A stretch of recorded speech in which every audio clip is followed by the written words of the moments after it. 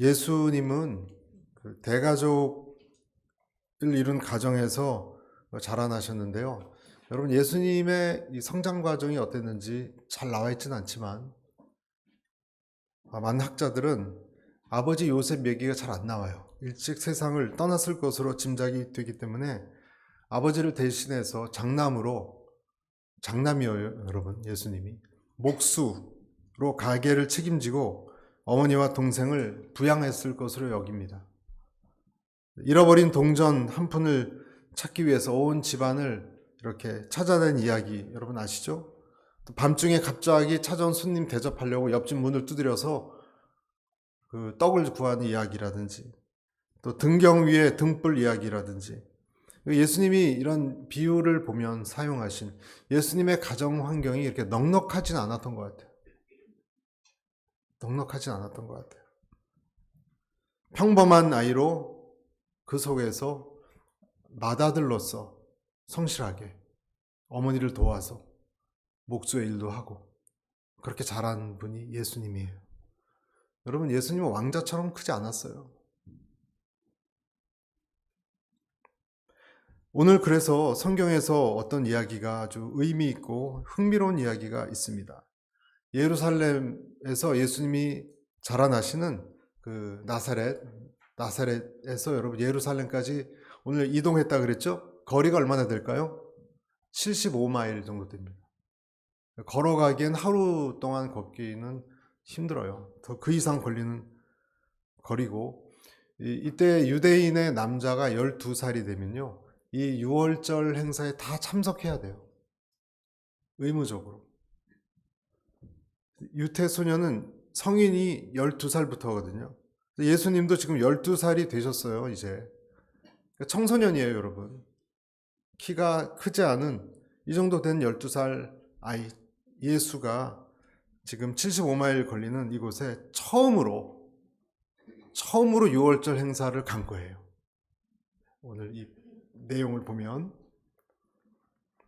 한번 생각해 보세요. 이 거룩한 도성 예루살렘에 아마 처음 갔을 겁니다. 또 신기한 여러 의식들이 얼마나 이 어린 예수의 눈에 비춰졌는지 한번 상상해 보십시오. 놀랍게 느껴졌을 것입니다. 그런데 오늘 내용을 보면 다 끝나고 이제 양친이 다 귀가하고 그랬을 때 예수님은 뭐 하고 계셨죠? 뒤에 머물러 계셨다고 나와요. 뒤에 머물러 계셨어요. 여행을 하면 여자들이 발걸음이 좀 느리기 때문에 먼저 출발합니다. 같이 가지 않고 여자들이 좀 느리기 때문에. 요셉은 예수가 마리아 엄마랑 같이 갔을 거라고 생각했고, 그리고 엄마는 예수가 자기랑 없으니까 아빠랑 같이 올 거라고 생각했어요. 그런데 집에 와보니까 예수님이 오지 않은 것을 깨달았어요.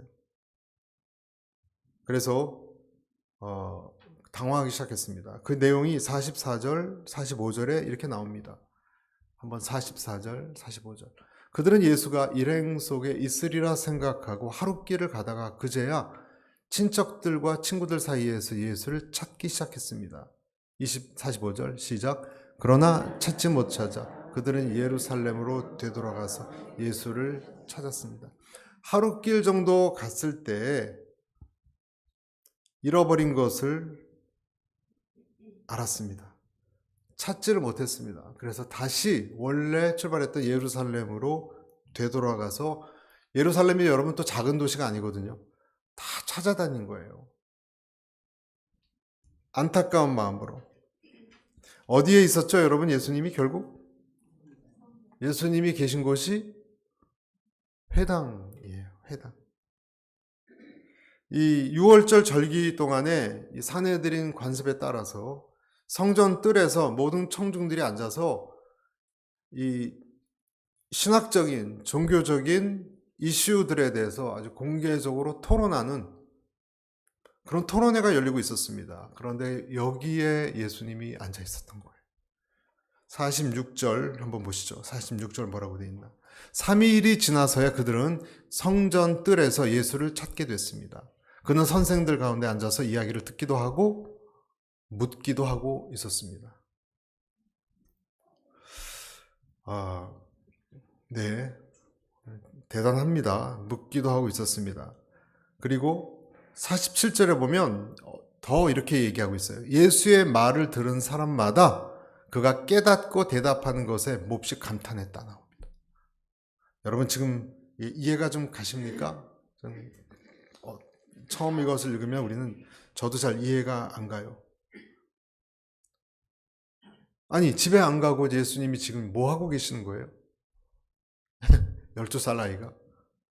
그리고 왜 토론 속에 들어가 있고 더 나가서 사람들을 충격적으로 감탄하게 만드는 일이 일어났을까요? 그런데 여튼 이 어머니 마리아는 예수님에 대해서 지금 고생했잖아요, 며칠 동안. 그래서 약간 짜증이 나서 질책하듯이 이렇게 질문합니다. 48절. 그 부모는 예수를 보고 놀랐습니다. 놀랐어요. 저 아이가 도대체 학자들 사이에서 뭐하나? 그래서 그의 어머니가 말했습니다. 얘야, 왜 우리에게 이렇게 했느냐? 내 아버지와 내가 얼마나 걱정하며 찾았는지 모른다. 그렇죠, 당연히. 그랬더니 자, 이제 예수님이 이런 답을 합니다. 49절 같이 한번 읽어보겠습니다. 시작. 그러자 예수가 말했습니다. 왜 나를 찾으셨습니까? 내가 마땅히 내 아버지 집에 있어야 하는 줄 모르셨습니까? 네, 좀 당황스러운 답변이죠. 답변이 당황스럽습니다. 당연히 우리는 걱정을 깨트려서 죄송합니다. 이렇게 해야 되는데 예수님은 지금 왜 그렇게 찾느냐? 더 나가서 내가 아버지 집이 어디예요? 예루살렘이 아니라 나사렛 아니에요, 여러분? 아버지 집에 있어야 되는 줄 모르셨냐? 라고 답을 하셨다는 거예요. 여러분, 이건 지금 뭘 말하고자 하는 것일까요? 좀 수수께끼 같은 내용이에요, 여러분. 오늘 이 내용이. 이걸 좀 우리가 파헤치려고 하는 것입니다. 도대체 예수님은 어떤 생각에 사로잡혀 있는 것일까? 이 숙제를 여러분 풀어야 됩니다. 6월절에 이 어린 예수를 데리고 여기까지 왔던 요셉, 마리아를 떠나서 예수님은 혼자서 여기 와서 도대체 뭘 하고 있었던 것일까? 그리고 왜 이 성전에서 그것도 율법 속에 사로잡혀 있는 것인가? 12살이면 중학교 1학년이죠. 여러분 중학교 1학년 12살은 어떤 시기입니까? 자기 약간 변성기가 어떤 빠른 아이는 올 수 있고요. 몸도 좀 변하기 시작하고 무엇보다 이 정신적인 사춘기 내지는 자기 자의식이 발전하는 그 시기입니다. 그러니까 지금 어른이 성인으로 취급해서 6월절까지 참석하게 한 거 아니겠어요? 유대인들이. 소년의 몸에서 어른의 몸으로 넘어가는 시기예요. 콧수염도 나고 목소리도 변성이 오는, 그리고 정체감으로 조금 혼란스러운 시기예요. 여기서 여러분 예수님은 6월절 축제를 인생에서 처음 봤습니다. 여러분 6월절 축제는 뭐죠? 하나님으로부터 구원받은 것을 감사하고 구출된 걸 감사하고 기뻐하는 행사입니다. 그래서 공식적으로 누룩 없는 빵을 먹었고요. 누룩 없는 빵을 먹었고 일주일 동안, 그리고 그 핵심은 뭐냐면 문설주에 어린 양 피 바르는 거잖아요.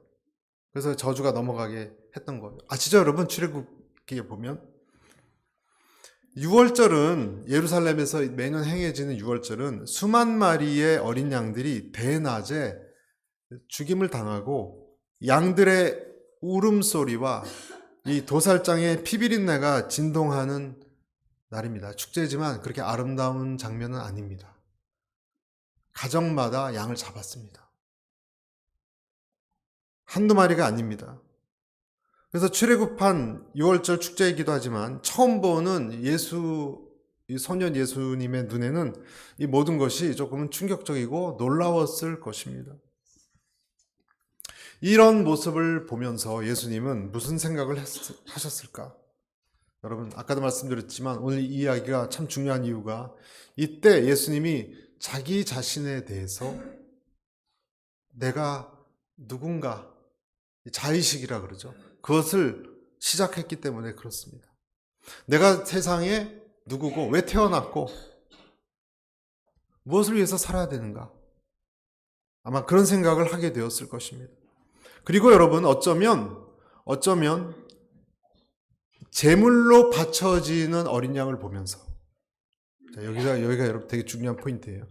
제물로 바쳐지는 어린 양 보면서 그 어린 양 모습이 어쩌면 내 모습과 오버래핑이 됐을지 몰라요. 여러분 따라오고 계십니까? 이 소년 예수님은 지금 이걸 보면서 많은 생각을 하고 있었을 것입니다.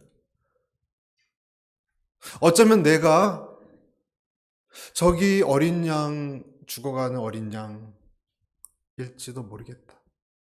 어쩌면. 왜냐하면 내가 평범한 아이가 아니라는 건 엄마를 통해서 알잖아요, 여러분. 동정녀 말이야, 이게 천사를 통해서 태어난 거 아닙니까? 알고 있었어요. 혼란스러워요. 그리고 도대체 이 6월절 어린 양들은 왜 죽어야 되지? 이 생각을 하지 않을 수 없어요. 죄구나. 인간의 죄악. 그리고 이 속죄한다는 것. 물론 두렵고 놀라웠을 것이지만 이거는 이 생각은 이 소년 예수님으로 하여금 성전으로 뛰어들어가서 정신없이 구약 성경을 살펴보고 연구하고 그곳에 있는 학자들, 랍비들이죠. 토론하고 알아보려고 했을 것입니다. 이 내 문제이기 때문에. 그래서 들어간 거예요, 여러분.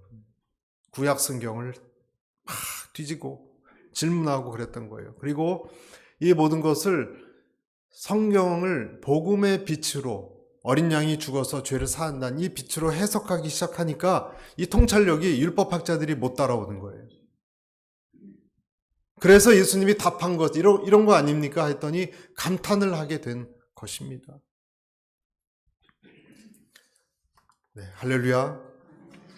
그래서 47절에 그렇게 나온 거예요. 예수의 말을 들은 사람마다 그가 깨닫고 대답하는 것에 몹시 감탄했습니다. 그러나 여러분, 이것을 깨달아가고 내 자신, 내가 누구인지를 어린 양, 죽어간 어린 양을 보고 나와 이게 일치가 되면서 이 소년이잖아요. 소년 예수님 마음속엔 어떤 생각, 어떤 두려움, 어떤 고통이 또 찾아왔을까? 우리가 짐작해 볼 수 있습니다. 감당하지 못했을 거예요. 여러분, 제가 만약에 그 소년 예수였으면 전 정신 다 잃어버렸을 거예요. 전 정신을 못 차렸을 거예요. 무서웠어. 무섭고 놀랍고 충격적이었어. 그리고 그런 생각을 깊이 갖기 시작했을 것입니다. 아, 이 세상은 죄가 지배하는 그런 어떤 곳이구나. 그리고 이 죄라는 것은 끔찍한 거고 이것을 덮는 재물이 필요한 것이구나. 생명을 얻게 하기 위해서는 한 생명이 희생돼야 되는 것이구나. 여러분, 우리가 여기서 기억해야 될 것이 있습니다. 우리가 여기서 기억해야 될 것이 뭐냐면 세상 모든 문제는요, 죄 때문에 일어나는 것입니다. 그리고 우리 인생은 구원자를 찾아가는 과정입니다. 아멘. 그 과정 속에 내가 과연 누군지를 찾아진다는 거예요. 오늘 우리에게 이것이 주신 첫 번째 메시지예요. 첫 번째 메시지 무엇입니까? 같이 읽을까요? 시작. 오직 하나님 아버지 안에서만 내가 누구인지 깨달을 수 있다. 예수님처럼. 여러분, 이것이 오늘 이 예수님의 자기를 발견하는 것이 대체 우리에게 무슨 상관이 있고 무슨 의미가 있습니까? 우리 자신도 예수님과 같이 내가 누구인지 어떻게 살아가는지 깨닫는 것은 하나님 안에서만 가능하다는 거예요. 아멘. 그리고 내 삶에 어떤 문제가 있다면 그 문제의 핵심은 죄라는 거예요. 여러분, 누가 힘이 세고 약하고가 아니에요. 모든 문제의 핵심은요, 죄에 있습니다. 그리고 그 죄가 사함받는 데 있습니다. 그리고 그때 내가 정말 누군지 찾아진 것입니다. 빌립보서 3장 8절 9절에 이렇게 되어 있습니다. 내가 그를 위하여 모든 것을 잃어버리고 배설물로 여김은 그리스도를 얻고 그 안에서 발견되려 함이니. 성경은 우리 인생의 모든 질병, 환난, 갈등의 핵심이 죄 때문이라고 말합니다. 그리고 또 욕심 때문이라고 말합니다. 야고보서 1장 14절 15절 시작. 오직 각 사람이 시험을 받는 것은 자기 욕심에 끌려 미혹됨이니 욕심이 잉태한 즉 죄를 낳고 죄가 장선한 즉 사망을 낳느니라. 그렇습니다. 여러분, 내 문제를요, 여러분, 우리 문제 있죠? 다른 것으로 논리로 복잡하게 풀 것 없어요. 왜 문제가 일어나느냐? 왜 그때 그 문제가 일어나느냐? 왜 그렇죠, 여러분? 내가 더 많이 갖고 싶었고, 내가 더 누리고 싶었고, 어떻게 보면 더 사랑받고 싶었고, 그렇기 때문에 사람들 사이에 모든 문제들이 일어나는 것입니다. 사울 왕이 왜 하나님의 명령에 불순종했습니까? 왜 사울 왕이 다윗을 그 충신이었는데 창으로 꿰뚫어서 죽이려고 했습니까? 왜 사울 왕이 그 악신에 귀신 들리듯이, 여러분 귀신 들렸어요, 여러분. 사울 왕이 나중에는 헛소리를 하고 그렇게 된 것입니까? 욕심 때문에 그런 거예요. 느부갓네살 왕이 그렇게 실성한 채로 7년 동안 들판을 누비고 들소처럼 살았습니까? 야곱이 왜 그렇게 고단하고 고생스러운 인생을 살았습니까? 죄와 욕심 때문에 그런 거예요.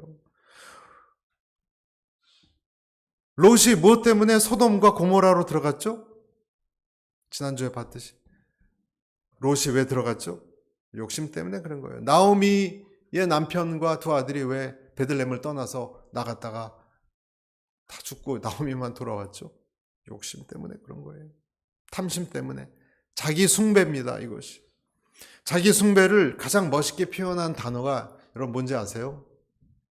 자기 숭배를 제일 멋있게 표현한 단어가 성공이란 단어예요. 성공했다. 성공이란 단어예요.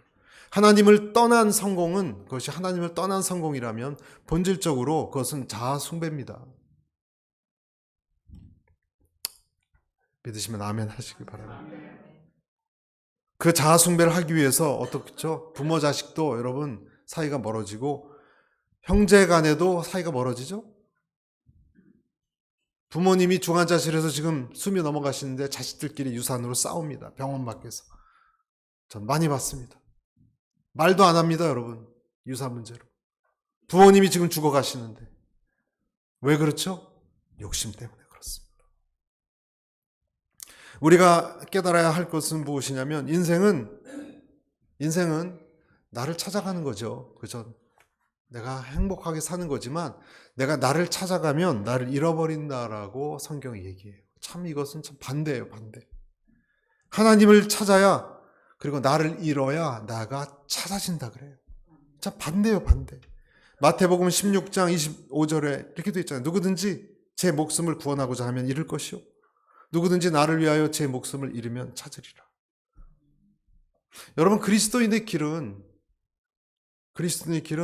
내 십자가를 지고 하나님을 따르는 거예요. 변함이 없어요. 이 세상 길이 아닙니다, 여러분. 어떤 면에서는 좀 좁은 길입니다.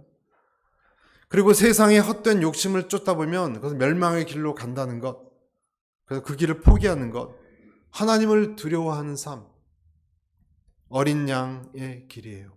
예수님이 오늘 발견한 길이에요.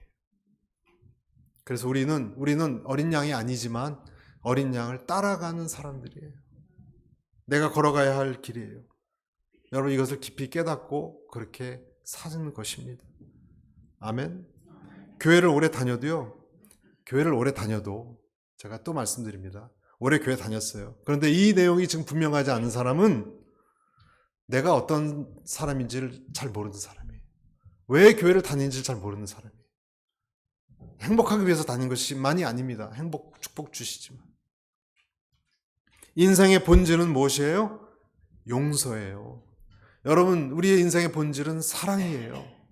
우리 인생의 본질은 구원이고 섬김이에요. 인생의 본질은 십자가고요, 그리고 생명이에요. 이것을 오늘 예수님이 6월절 가서 발견한 내용이에요. 나머지 것들은 이 세상에 허상이에요, 여러분. 우리가 어느 정도 이제 살아오셔서 여러분 아시잖아요. 다른 것들은 다 날아가잖아요, 여러분.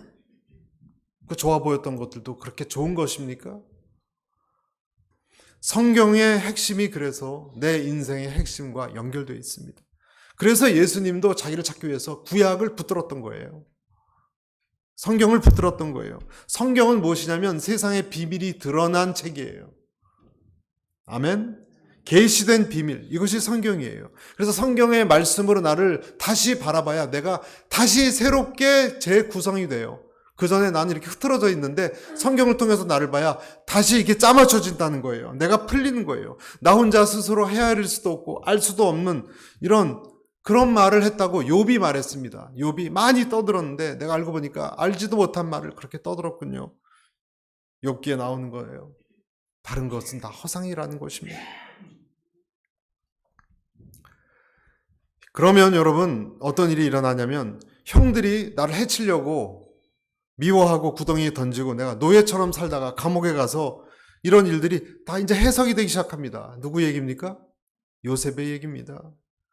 여러분 상처가 중요한 것이 아니에요. 여러분 어떤 사람은 상처가 그렇게 중요해요. 여러분 만약에 상처가 중요한 것이었고 그냥 내 감정이 행복한 것이 중요한 거였다면 요셉의 이야기는 잘못된 거예요. 그렇죠?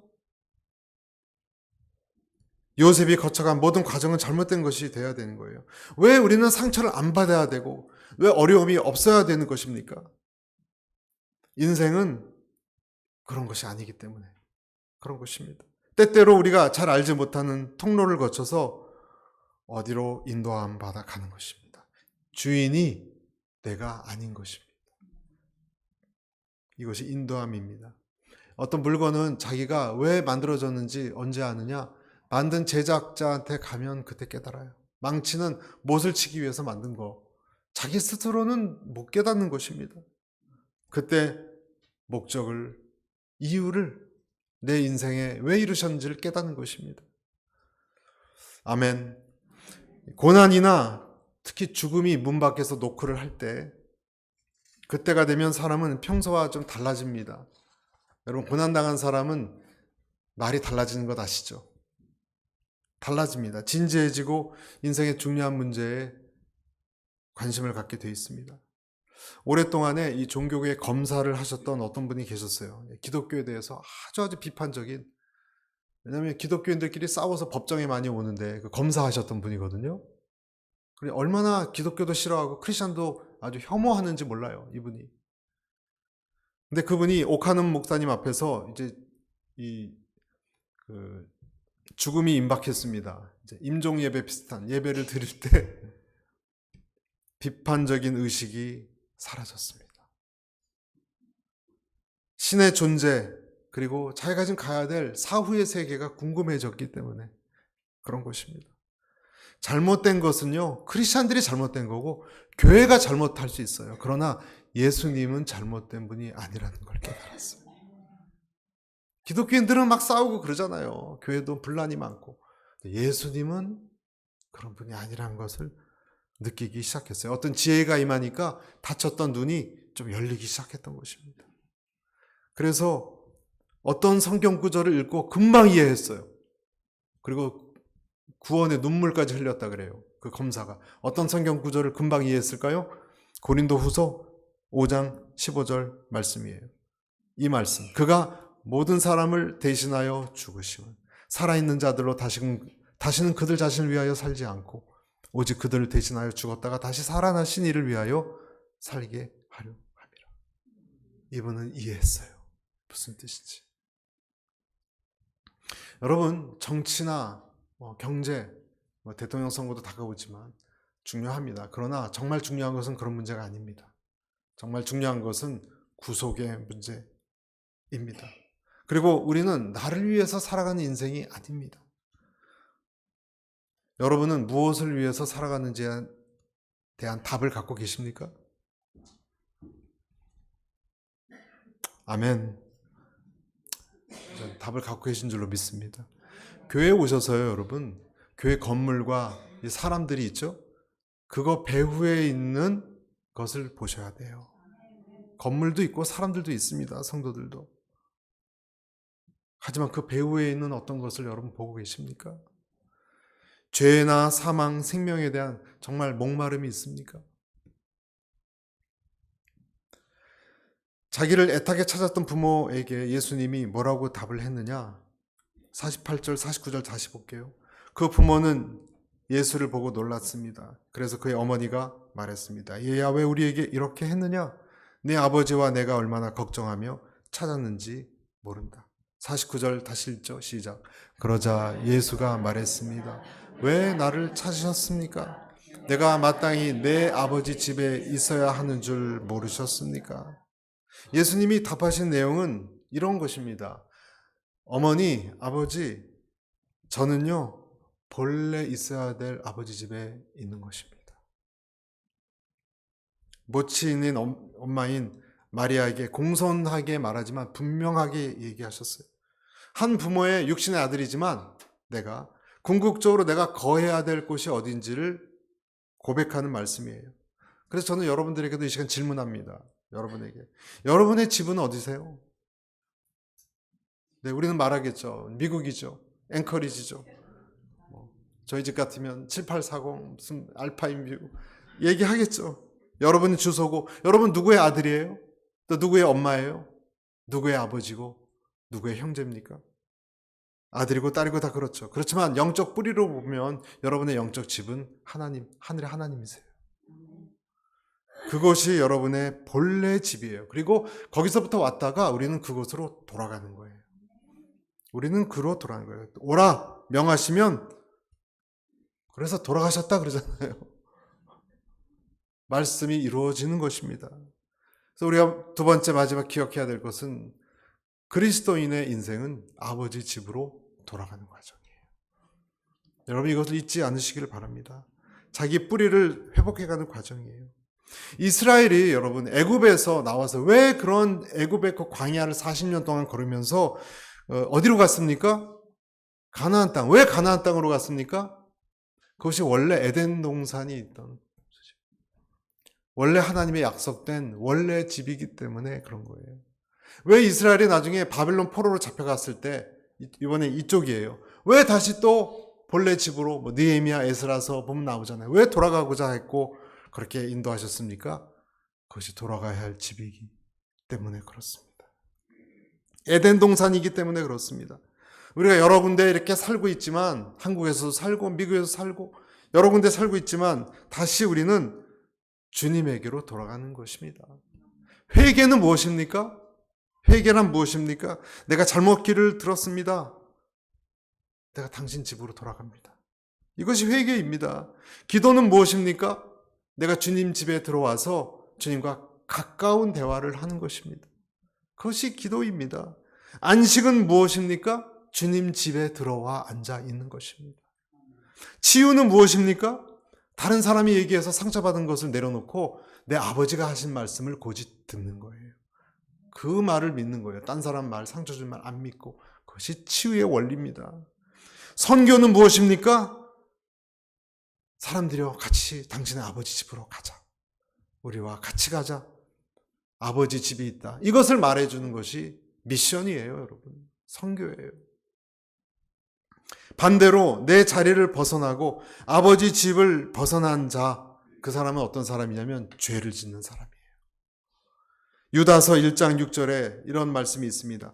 또 자기 지위를 지키지 아니하고 자기 처소를 떠난 천사들을 큰 날의 심판까지 영원한 결박으로 흑암에 가두었으며, 자기 처소, 자기 애드레스를 떠난, 주소를 떠난 자들을 심판까지. 누굴 얘기하는 거예요? 사탄을 얘기하는 거예요. 방황과 번민이란 무엇입니까? 아버지의 집에 있어야 할 사람이 엉뚱한 데 앉아 있는 것이에요. 그것이 여러분 방황입니다. 그것이 번민입니다. 다른 사람 집에 들어가 있기 때문에 일어나는 불안정한 마음입니다. 그 사람은 바람에 불려가는 구름 같은 사람이고 뿌리까지 뽑힌 열매 없는 가을나무고 바다에 거친 물결이라고 성경에 나와 있습니다. 그런 사람들을 가르쳐서 사람은 자기 집에 들어가야 안식을 얻습니다. 아멘. 그렇지만 아직 많은 사람들은요, 육신의 집만 알고 육신의 부모를 못 떠나고 영적인 아버지의 집을 주소도 모르고 알지도 못한 사람들이 너무나 많이 있습니다. 그런 사람들은 이런 6월절 행사에 수많은 인파 속에 왔다가 우르르 왔다가 도대체 6월절에 일어나는 그 어린 양이 죽어가고 하는 그 의미를 깨닫지 못하고 또 시간이 일주일 지나면 우르르 다시 집으로 돌아가고 그것만 반복하는 그런 사람들일 수 있어요. 여러분, 그런 사람들은 그냥 구경꾼입니다. 휩쓸려 다니는 사람입니다. 그런 사람들은 유월절 제사가 도대체 무슨 의미인지 깨닫지 못해요.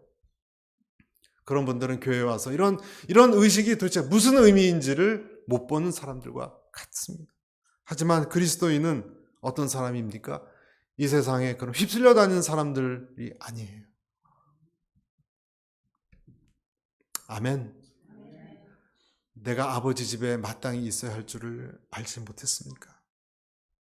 여러분, 이 답은요, 저와 여러분이 우리를 시험하는 사람들에 대해서 해야 될 답이에요. 여러분도 그렇게 하셔야 돼요. 누가 여러분 시험하고 막 그러죠? 내가 아버지 집에 있어야 될 사람인 걸 모르셨습니까? 사단에게도 우리가 할 답이에요. 그래서 시편 23편 6절에 이런 말씀이 있는 것입니다. 같이 읽죠.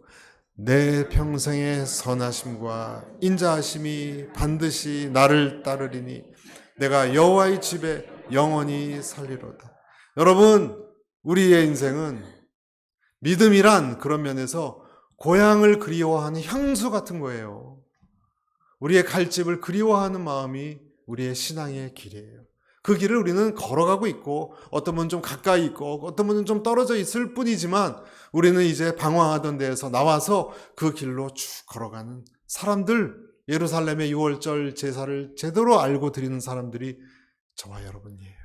그래서 여러분, 서운한 것도 없어야 되고 상처받고 그러면 어떻게 해야 된다? 하면 저를 따라서 통과시키세요. 통과. 그 중요한 거 아니에요, 여러분. 내가 그 무리에 같이 있느냐, 그 유월절을 아느냐가 중요하지 누가 나를 어떻게 대접했느냐, 그것이 아닌 것입니다. 어떤 나이가 많은 그 미국 선교사 부부가 아프리카 사역을 다 끝내고 나서 뉴욕 시티로 이제 돌아오는 배를 탔는데 그 연금이 없고 건강이 안 좋았습니다. 그래서 저 선교사님 부부가 미국 선교사님인데 어떤 패배감 같은 것이 있었나 봐요. 알고 보니까 실제 얘기인데요. 그 배에 큰 배인데 티오도 루즈벨트 대통령이 같이 타고 있었어요. 대통령이 어딜 갔다 오시냐면 큰 국제 사냥 대회를 다녔다가 오시는 길이었어요. 사람들이 이제 도착할 때 그 도크에서 대통령한테 빵빠레 울리고 플래시라이트를 터뜨리고 있는데 이 노 선교사님, 늙은 할아버지 할머니 선교사님 부부에게는 아무도 반겨주는 사람도 없었습니다. 그래서 배가 항구에 다가오니까 나이든 선교사 남편의 아내에게 이런 얘기를 해요. 뭔가 좀 something is wrong. 우리가 아프리카를 위해서 이렇게 평생 아프리카를 섬겼는데 아무도 관심도 없냐? 이런 얘기를 했어요, 우리한테. 근데 저 사람은 대통령이지만 잠깐 사냥을 다녀왔는데 그걸 갖고 난리를 치고 있구만. 그러니까 이 아내가 듣다 못해서 이런 얘기를 했습니다. 여보, 자꾸 그렇게 부정적으로 생각하지 말아요. 자꾸 그러지 말아요. 근데 남편이 얘기하는 거예요. 자꾸 뭔가 unfair하다는 생각이 든다고. 항구에 도착하니까 수많은 높은 사람들이 다 나와서 대통령 둘러싸고 있었는데 이 선교사 부부는 배에서 나와서 그 이스트 사이드라는 저 허름한 동네에 가장 싼 모텔에 들어가서 당장 내일부터 어떻게 먹고 살아야 되느냐 걱정이 앞섰습니다. 그때 이제 얼굴이 우울한 남편 선교사님이 부인에게 여보, 이제 난 못 견디겠어. 하나님 정말 공평하지 않은 것 같아. unfair한 것 같아. 불평을 하니까 참다 못해 아내가 남편한테 그러지 말고 좀 침실 들어가서 기도 좀 하시라고. 선교사님이 기도를 하셔야죠. 그랬다는 거예요. 조금 지나서 남편이 침실에서 나오는데 얼굴이 완전히 달라져 있었습니다. 아내가 무슨 일이냐고 놀라서 물었더니 남편이 하는 말이 내가 기도를 하는데 하나님한테 기도를 했다고. 하나님, 홈커밍을 저 받고 싶은데 대통령은 저렇고 우리는 아무도 나온 사람이 없고 너무 비참하다라고 말씀을 드렸는데 내 말을 다 마치니까 마치 하나님이 이렇게 하는 것 같았어. 내 어깨에 손을 이렇게 얹으시는 것 같았어. 그리고 너 아직 집에 안 왔잖아. 넌 아직 집에 안 왔잖아. 라고 말씀하신 것 같았어. 그렇게 답했다는 거예요.